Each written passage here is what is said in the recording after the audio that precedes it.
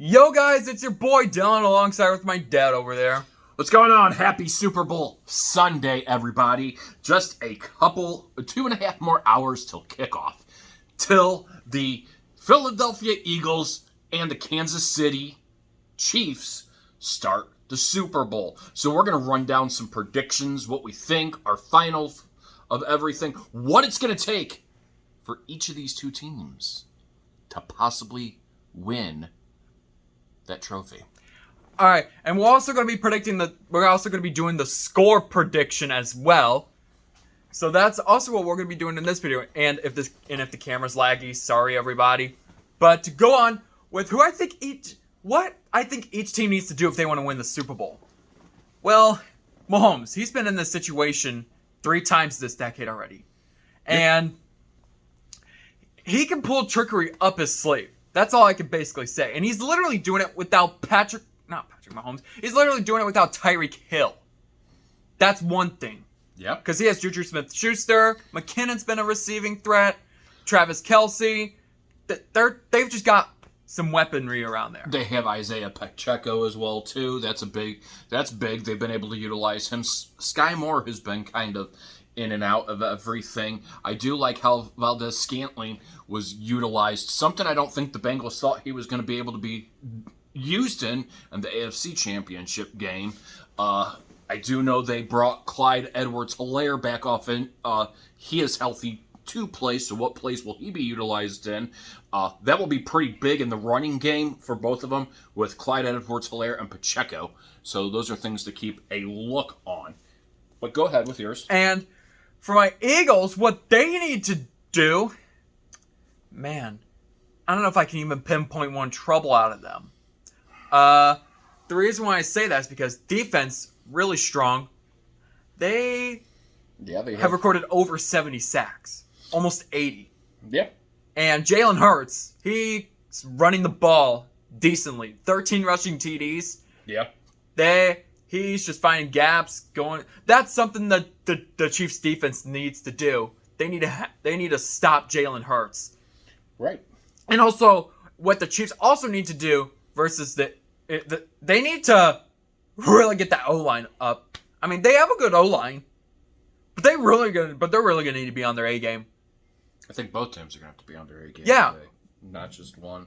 Look, I've had a lot of process time with everything. I've seen between cockiness on both sides, and one of the things that, I've seen a lot of is, number one, the leaked piece of paper that said the Eagles were going to win.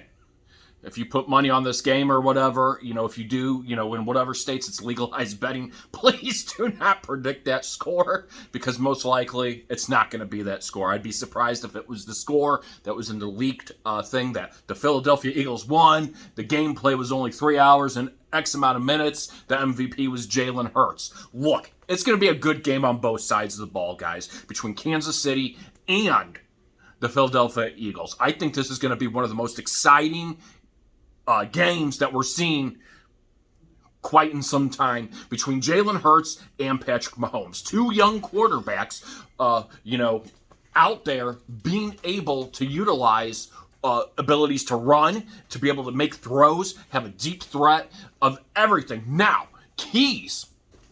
If, Philadelphia Eagles, they have a great wide receiving core as well, too. They have A.J. Brown, Devontae Smith, Quez Watkins, their tight end Gobert, Jason Kelce. It's a Kelce matchup. Kelce at center, Kelce at tight end. So, they really do. One of the things I'm going to say here, the Super Bowl is a pressure game. It really is. Some of these people have experience in it, especially a lot on the Kansas City side, not as many on the Philadelphia side. I'm not saying that that's an A, B, Patrick Mahomes has now been there. This is his 3rd time going there. He's won 1, he's lost 1. So he knows what trouble it takes to kind of fix those kinks. They do have that going for them in the Super Bowl, with the experience, the pressure, where it comes from. I'm looking primarily, yes, the Philadelphia Eagles, they've been explosive defensively. 70 sacks is a lot. Kansas City has had a lot of sacks as well, too. Don't ever count them out as a question. Yeah, Philadelphia ranks up there. They have really had that high intense power. Things they're going to have to do, they're going to have to be able to utilize that. And here's one of the takeaways that I'm going to say that's going to hurt Philadelphia. San Francisco has a great defense. They really did. Now, if they would have had a healthy quarterback, what would have the scenario been against them? What would the offense have been able to do transition? Because Brock Purdy was actually putting up pretty good with them until he got injured. And then, the fourth string quarterback comes in, and he really was shaky, a guy that really never practiced. He's been more of a journeyman, if anything. That being said, so they really didn't have to test the waters much in the NFC Championship. So, Philadelphia Eagles cannot take this as if this was the NFC Championship, because it is not. It's the Super Bowl. It's a whole different team. You have a healthy QB that's out there. And don't get me wrong, as far as off of things, Chad Henne can play in big situations too, if it came down to that as well. But they have a healthier O-line that's sticking together. They have utilized weapons. Philadelphia and Kansas City both are going to have to get creative out here. Andy Reid, things have changed with Sirianni, his movement of everything.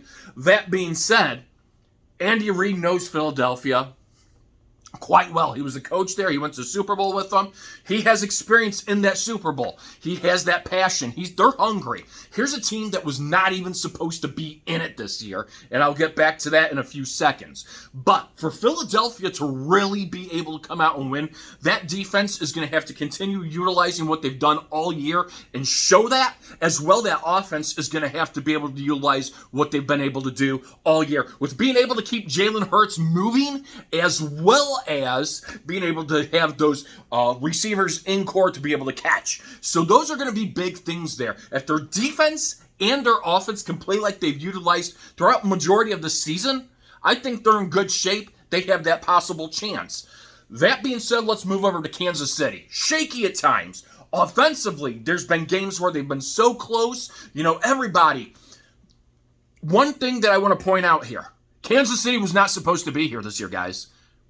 They weren't. They weren't supposed to be it. Many of the, between ESPN, CBS Sports, Justin Herbert, Derek Carr, and Russell Wilson were supposed to explode and take over that division, and we weren't supposed to be seeing the Chiefs even here, because guess who is not on that team anymore? Say it. Yeah. You know who's not on the team anymore? Hill. Tyreek Hill. They thought that was an integral blow to this team. They thought they weren't going to be able to fix whatever. Their defense has been shaky at times, at best. But you know what? They've made it. They've overcome that. They've been able to, what I like about them is they've been able to utilize their whole core of wide receivers, tight ends, fullbacks, the whole shebang. Even on defense, their defense against the Bengals came up at the right moment, had to use some rookies. And they were spot on. They were sacked. They were pressurous. They brought the pressure. Spagnuolo knows how to do this, guys. As much as everybody says, Steve Spagnuolo sucks, the guy is a proven winner. He got Super Bowl rings with the New York Giants, Eli Manning, defensive coordinator. He beat Tom Brady twice. That being said, as a defensive coordinator, or as an offensive coordinator, or not offensive coordinator, as a head coach, I can't, I think he's better at the passion of defensively. This guy knows how to pull trickery out of the book. So, Philadelphia, you cannot count yourself in as a shoe-in. If this defense shows up to play the same way that they played in the AFC Championship, Kansas City has a real threat to win another Super Bowl here. Same thing offensively. I think what it's going to come down to is we're going to see the offense. We're going to see Mahomes and Hurts both pulling out some trickery today. Plays that I don't think they've used in the regular season. I think they're going to have to get creative on offense to be able to do that. I think it's going to be the team that is able to create that most pressure on the offensive line is going to really take away that game and win it. Because here's the thing. Mahomes has already shown that he can use Sky Moore. He can use Valdez Scantling, Pacheco, Clyde Edwards-Helaire coming back. How much is he going to be utilizing it? Even Mahomes at times can run. Travis Kelce has stepped up many, many times. So I expect this to be a big, thrilling game to the end. It's going to be exciting all the way. Yeah, my thoughts on this game. It's. I hope it's a game that comes down to the wire. A game that comes down to the wire. It's intense, and it has you on the back of your seat with your hot wings and your beverages, and you're like, oh my gosh, what's going on here, guys? Yeah, I hope it's close. Actually, going to the predictions of the score right now, I think it's going to come down to overtime. You think it's going to come down to overtime? Overtime, but I hate to betray on Kansas City, but I even ate a Kansas City cake yesterday. Oh. I'm going to betray him. Why are you going to? And I'm going to say Philadelphia wins. Oh, what's going to be the score? 42 to 39. A field goal? By a field goal. By a field goal.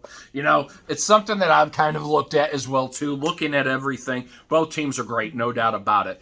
Both of these teams have, you know, all these people that say vice versa, and it's even Chiefs fans, oh, the Eagles suck or the Chiefs suck and everything. They're both the same record this year, so they're both evenly equal. You know, comparing apples to oranges, you got to pickpocket apart where it is. Okay, Mahomes is MVP, Jalen Hurts is runner-up. So you have the best number 1 and number 2 quarterback in the league.